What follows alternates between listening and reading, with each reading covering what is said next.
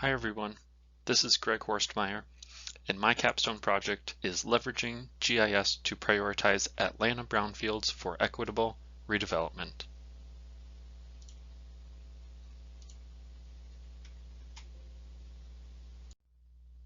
Brownfields are properties where reuse is complicated by the potential presence of contaminants. Parties are wary of redeveloping them because of risks, like liability and uncertainty. Government programs, such as grants, are aimed at incentivizing cleanup for the health and community benefits, as well as reusing these sites rather than breaking ground on undeveloped land. My research motivation centered around selecting sites for equitable redevelopment. There's a challenging balance to strike, in which we want to revitalize places without compromising existing residents' way of life.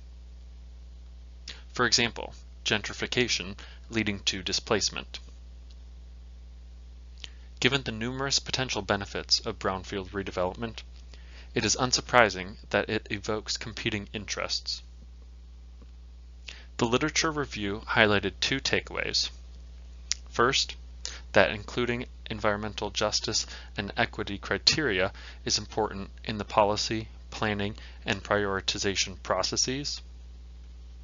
And two, that accessible geospatial data and tools be made available to all stakeholders prior to funding allocations. A key stakeholder is the local community that lives in and navigates the neighborhood. The platform of my analysis was GIS, or Geographic Information System software. Two geospatial combinations were used to prioritize. We can conceptualize the combinations in the image. Each layer is an indicator, and each color has a value. We drill down at each site location and extract the values. In both methods, each indicator is given a rating scheme. For example, percentiles from 0 to 100 can be separated into 5 bins that receive a rating of 1 through 5. Ratings are meant to reflect relative suitability. Since equity is a priority in this analysis, higher ratings were given to sites with higher percentages of vulnerability, like low-income households. In an ordinal combination, each indicator's rating is summed, and the higher the final score, the more suitable that site is. In a weighted linear combination, each indicator is given a weight to reflect importance, and a final score is given by calculating a weighted average for these indicators. The first dataset used was an inventory of 302 sites compiled from 3 smaller datasets, courtesy of the City of Atlanta. In the map, the dots are the sites, and the green is the Beltline Trail, which is a Keystone redevelopment project that aims to convert an old rail corridor into urban trails. As we can see, many brownfields exist in the vicinity of the Beltline. The second dataset was potential indicators, highlighting socially, environmentally, and economically vulnerable populations.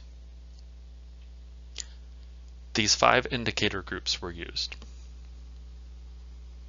My sources were the City of Atlanta, online GIS portals, and EJ Screen, which is an EPA dataset of various indicators.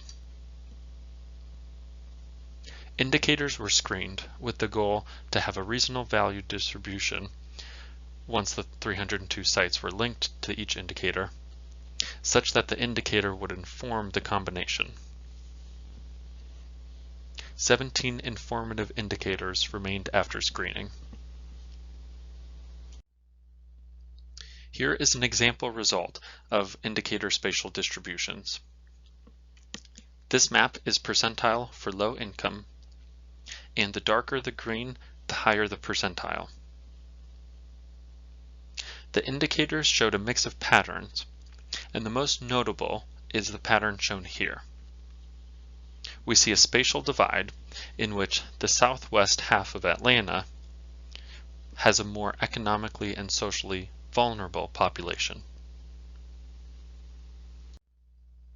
I visualized the combination results as colored dots, where blue dots represent lower priority sites and red dots represent higher priority sites. In this ordinal combination result, the 5 highest scored brownfields are numerically labeled. 3 of them are in South Atlanta, near the city boundary, and 2 are in West Atlanta, southwest of Inman Rail Yard.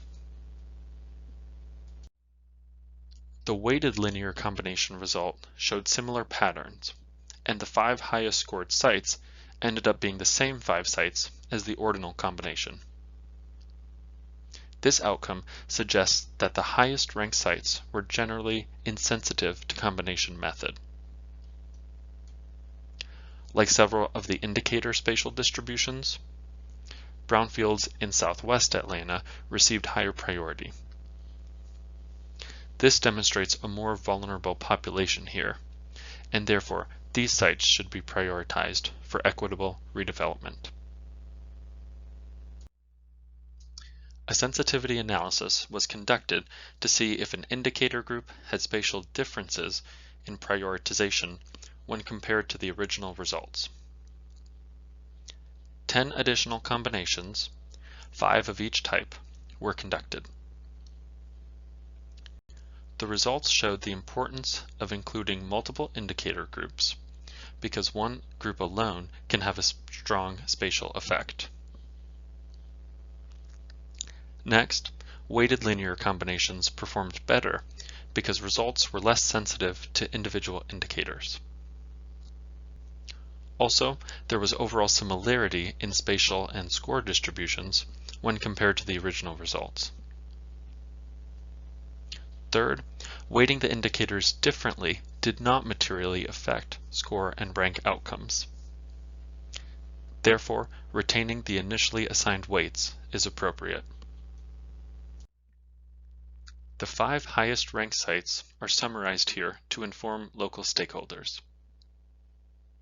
This project does not intend to suggest future land use, but rather point out that the highest ranked sites should be further studied for their equitable redevelopment potential. In conclusion, brownfield redevelopment is a challenge, but an opportunity. Although there is no blueprint for achieving equity and environmental justice, tools and resources like this can make a positive impact. The prioritization results suggested a more vulnerable population in the southwest half of Atlanta. The methodology presented here can be used as a guide for other GIS-based prioritization studies, in which indicators, ratings, and weights are adjusted according to local objectives and community values.